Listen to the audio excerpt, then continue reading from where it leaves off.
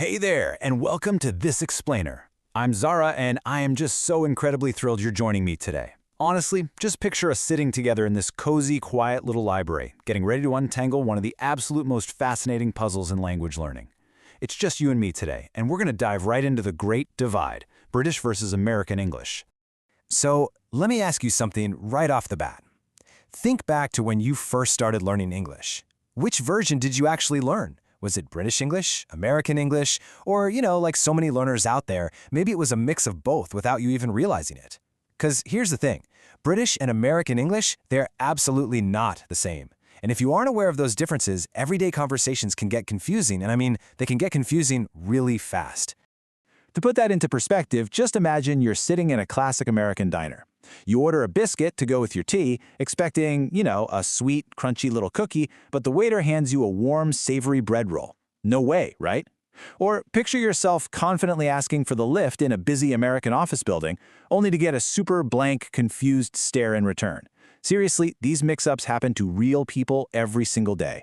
But hey, don't worry, because today we're making sure they never happen to you. To get us there, we've got a super clear roadmap for today. Vocabulary, spelling, pronunciation, grammar, and lastly, punctuation and dates. All right, let's jump right into Section 1, Vocabulary, the words we use. Now, this is where things get really fun, but honestly, kind of tricky too, because British and American English will often use completely different words to describe the exact same object. Like, in British English, we say lift to go up a building, but in American English, they say elevator. In the UK, you live in a flat, but in the US, it's an apartment. And oh, here's the absolute trickiest one. In British English, we snack on crisps. In American English, those same crunchy snacks are chips. And just to make it a whole lot more confusing, if you ask for chips in Britain, you're actually going to get what Americans call fries. Wild, right? These differences really start to pile up when we talk about travel and technology. Take your car, for example. The back of the car? In British English, that's the boot. In American English, it's the trunk. The front is the bonnet in Britain, but it's the hood in America. When you're driving super fast, you're on a British motorway, but you'd be on an American highway or freeway. Oh, and that little device you're probably watching this on right now? It's a mobile phone in the UK, but a cell phone in the US. You are doing absolutely brilliantly so far, by the way. Just keep following along with me. Let's finish up vocabulary with just a few of my absolute favorites. British English says rubbish, while American English says trash or garbage. In Britain, you stand in a queue, but in America, you stand in a line. The season right before winter? That's autumn in the UK, but fall in the US. And if you need to pick up some medicine, you'd go to the chemist in Britain, but the drugstore in America. I'm actually really curious, which version of these words do you catch yourself using more often? Let me know down in the comments. Moving right along to Section 2, Spelling, Rules, and Patterns. Okay, I completely validate any frustration you might have right here. Spelling can literally be a massive source of confusion, especially when you're reading an article from a British newspaper one minute and then an American website the very next. But I promise, there is a logic to it. Let's just walk through these core patterns systematically. So, the biggest difference is the OU versus O pattern. British English spells words like color, favorite, and honor with a U. American English just drops that U entirely. Next up is the word ending. British English uses RE for words like center, theater, and meter. American English flips that right around to ER. And finally, we have the L pattern. British English loves a double L in words like traveling or canceled. American English, though, simplifies it with just a single L. And then, well, there are some words that just look entirely different. Like British English writes program with a double M-E at the end. American English just writes program. The color is gray with an E in Britain, but gray with an A in America. And the rubber on your car wheels? It's a tire with a Y in the UK, but a tire with an I in the US. Now, the absolute crucial point to remember here is this. Neither spelling is wrong. They are just different. But consistency is key, Mixing them up in the exact same essay just looks a little bit strange. All right, on to Section 3, Pronunciation, or basically how it all sounds. I am so excited about this part because accents can literally make the exact same spelling sound like an entirely different language. Let's kind of tune our ears to the differences. We'll start with the letter A. In British English, we often use this nice long A sound. Listen closely. Bath, dance. Now in American English, it's a short A sound. Bath, dance. Can you feel that?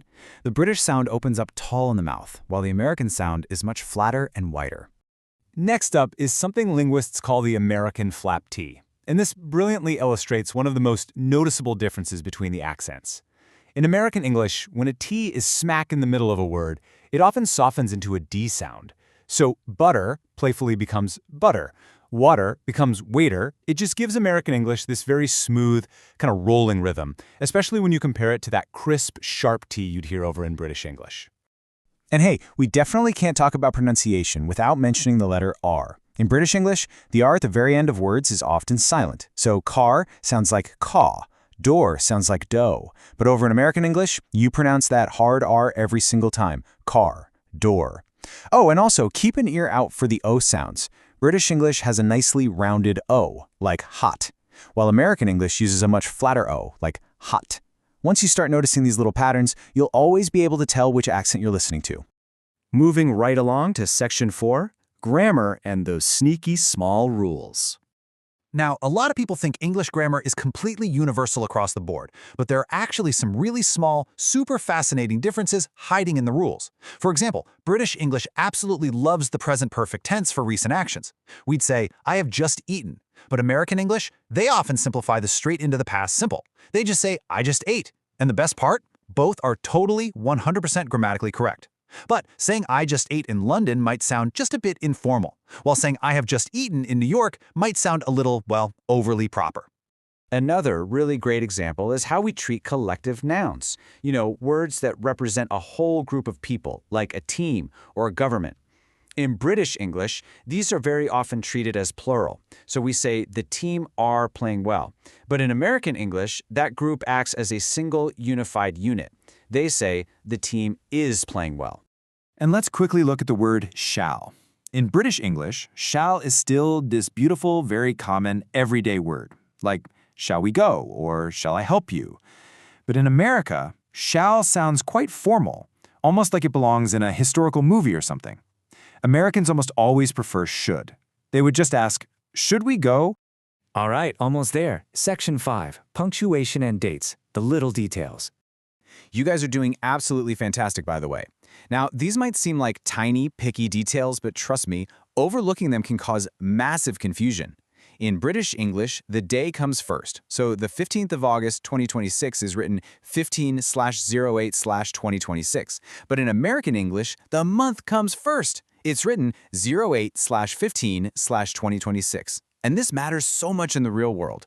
Like, imagine seeing a meeting invite for 05/06. In Britain, you'd show up on the 5th of June. In America, you're showing up on May 6th. That is literally nearly a whole month apart. And just briefly touching on punctuation here. Traditionally, British English introduces quotes with single quotation marks. American English, on the other hand, starts right off with double quotation marks. It's a really small technical difference for sure, but it's such a great little detail to notice if you ever want your writing to look perfectly native to a specific region. And finally, Section 6. Which English should you choose? So we've covered all the major differences today, and that brings us to the biggest question every single English learner inevitably asks themselves. Which one should I actually choose? Well, I want to reassure you right now, the most important thing is consistency. Both versions are entirely valid.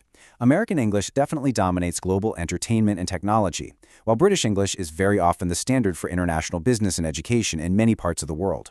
So my advice? Pick the one that is most useful for your daily life. If you want to work for a US tech company, go American.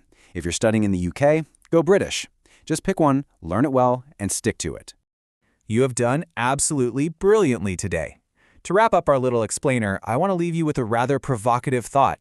Have you been unintentionally switching back and forth between two completely different dialects this whole time without even knowing it? Honestly, I would love to hear from you. Which of these differences surprised you the absolute most? Drop down into the comments and write one British word and its American equivalent that you learned today. Keep practicing, keep going, and I will see you in the next explainer.